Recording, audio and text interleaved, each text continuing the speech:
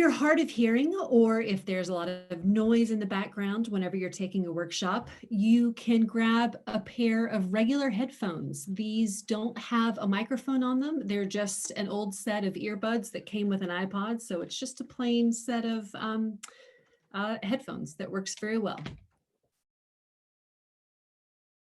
Honey, I'm on a Zoom call. What do you need?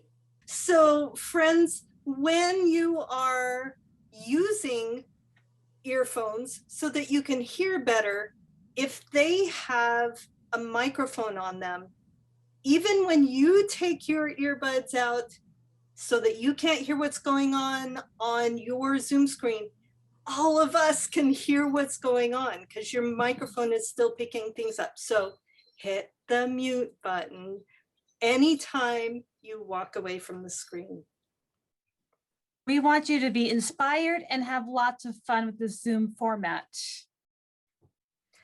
Friends, sometimes it's really hard to hear what's going on the computer. Zoom has a really cool feature where the teacher, the person presenting, the host, can go into their settings before class and turn on closed captioning. So it's best to ask the teacher ahead of time.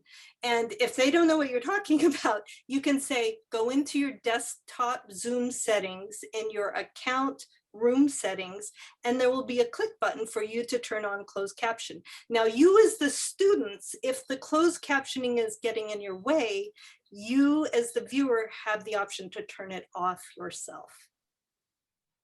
What I love about Zoom is I can see what the teacher is doing.